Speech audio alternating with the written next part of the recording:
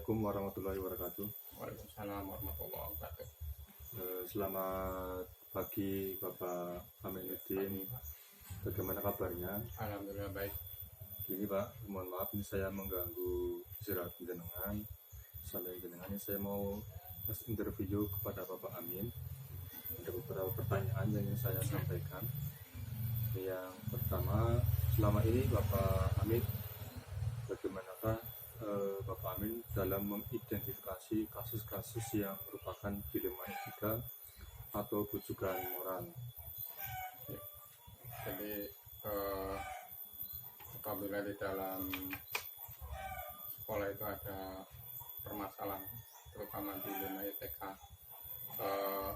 yang pertama adalah saya mencari kebenaran dari permasalahan tersebut. Jadi saya mencari data apakah benar-benar itu permasalahan memang sesuai atau tidak.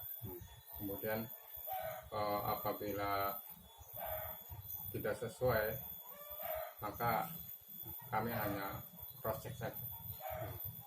Kemudian pertanyaan keduanya, selama ini bagaimanakah Anda menjalankan pengambilan keputusan di sekolah Bapak Amin, terutama untuk kasus-kasus di mana ada dua kepentingan yang sama-sama benar atau sama-sama mengandung nilai kebajikan? Ya, jadi apabila ada permasalahan terutama di dilema etika, itu saya selalu berkoordinasi dengan guru-guru. Jadi kita bermusyawarah, ya. Kemudian kita putuskan bersama, karena dari hasil putus bersama akan memberikan dampak yang positif. Oke, terima kasih. Kemudian langkah-langkah atau prosedur seperti apa yang biasa Bapak Amin lakukan selama ini? Jadi langkah-langkahnya, yang pertama kami mencari data dulu dari permasalahan tersebut, kemudian kita identifikasi masalah, kemudian cari kebenaran dari permasalahan tersebut, apakah memang permasalahan tersebut akurat dan benar-benar ada. Kemudian setelah kita mengidentifikasi permasalahan tersebut, kemudian kita musyawarahkan dengan dewan guru. Kemudian hal-hal yang terkait dengan permasalahan tersebut, apabila memang berkaitan dengan siswa atau misalkan perlu kita mengundang orang tua, ya kita mengundang orang tua yang bersangkutan dan siswa tersebut. Kemudian kita musyawarahkan tentunya secara kekeluargaan, jadi supaya nantinya itu tidak menimbulkan permasalahan yang baru. Oke. Kemudian ini Pak, hal-hal apa saja yang selama ini dianggap efektif ya dalam pengambilan keputusan pada kasus-kasus dilema etika Pak? Ya, jadi cara-cara yang efektif ya. Iya, paling efektif untuk menyelesaikan masalah kasus-kasus yang terjadi di sekolahan. Ya, jadi kasus-kasus itu tentunya harus segera diselesaikan dengan baik ya. Jadi kita juga tidak boleh mendiskriminasikan permasalahan tersebut. Jadi supaya permasalahan tersebut nantinya itu bisa dipecahkan secara baik dengan kepala yang dingin, sabar. Kemudian tentunya yang paling efektif adalah dengan musyawarah.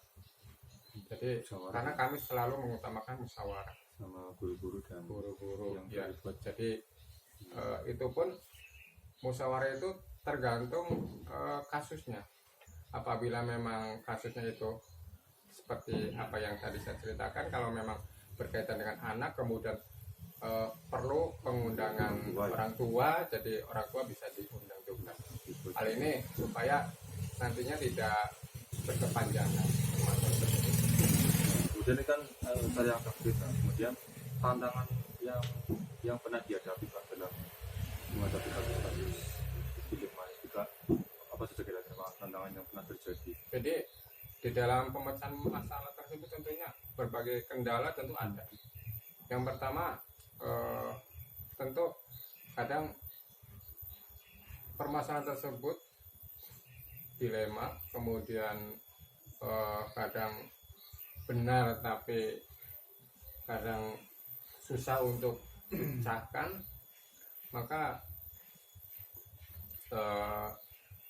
saya harus benar-benar mengidentifikasi permasalahan tersebut, kemudian supaya nantinya tidak ada gejolak dari permasalahan tersebut.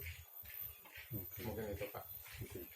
Nah, berikutnya dalam menyelesaikan masalah itu, apakah Bapak Amin biasanya langsung menyelesaikan di tempat?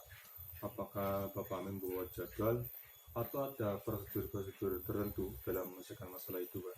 Jadi Pengambilan waktunya.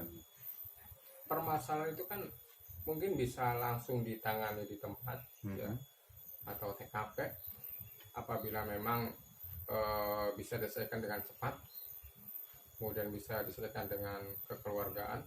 Tapi apabila memang harus ada waktu tertentu, maka kami akan jadwalkan, karena harus mengundang beberapa yang terkait dengan permasalahan tersebut.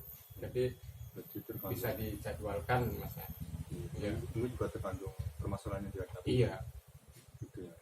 Ya, berikutnya ini Pak, adakah seorang atau faktor-faktor yang selama ini mempermudah atau membantu ada Bapak Amin ya dalam pengambilan keputusan dalam kasus-kasus Cilematika? Kira-kira orang yang membantu? Iya. Kayaknya ada. Tentunya ada. Jadi kami pertama adalah karena kita instansi ya, jadi kemudian di dalam instansi kami sekolah itu ada beberapa guru, kemudian ada penjaga. Nah, yang pertama adalah kita memusyawarahkan dulu dengan guru dan penjaga apabila memang penjaga itu dibutuhkan. Kemudian apabila nanti di dalam musyawarah di sekolah itu belum bisa mengambil keputusan yang terbaik, maka kami akan merujuk ke pengawas. Barangkali nanti pengawas juga bisa memberikan yang terbaik, karena dalam hal permasalahan dilema ini kami tidak bisa serta-merta langsung memutuskan, tetapi kami juga harus berkesinambungan, jadi supaya tidak menimbulkan permasalahan yang berkelanjutan. Oke. Tetap ada ya. Nah, kemudian ini Pak, ini bagian terakhir Pak, pertanyaan terakhir. Ini yang kira-kira pembelajaran yang Anda atau Bapak Amin petik dari semua permasalahan yang pernah dihadapi, dari semua hal yang pernah disampaikan. Kira-kira ada nggak pengalaman-pengalaman itu yang menjadi pembelajaran buat Bapak Amin dalam menghadapi kasus Cilematika, Pak?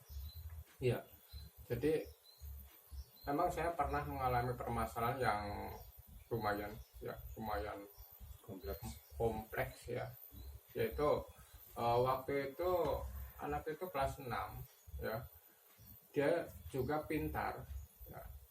Bahkan rata-rata dari kelas 1 sampai kelas 5 dia itu juara 1. Tapi di dalam kegiatan-kegiatan kesehariannya dia kadang sok usil, kemudian kadang senang berkelahi karena memang dia punya keterampilan dalam karate ya. Kemudian di luar lingkungan sekolah ternyata dia punya grup yang kurang baik. Iya, sewaktu dia bermain bola kemudian kalah, dia akhirnya ngajak taruh dengan lawannya, ya terutama dari lari. Itu sportivitasnya kurang Pak ya? Iya, yang akhirnya menimbulkan permasalahan, dan itu waktu itu kan di luar jam sekolah. Kemudian diketahui oleh Karang Taruna, kemudian ikut campur, kemudian akhirnya masuk ke desa. Nah desa kemudian melaporkan ke sekolahan. Ya. Nah kemudian kami juga berinisiatif supaya permasalahan tersebut supaya cepat ditangani, kemudian segera diselesaikan. Syukur-syukur bisa diselesaikan secara kekeluargaan, dan alhamdulillah ya di kami permasalahan tersebut dibawa di balai desa, kemudian orang tua dan siswa yang bersangkutan dari 2 SD tersebut, kemudian alhamdulillah kemudian anak-anak tersebut berjanji tidak akan mengulangi lagi ya. Kemudian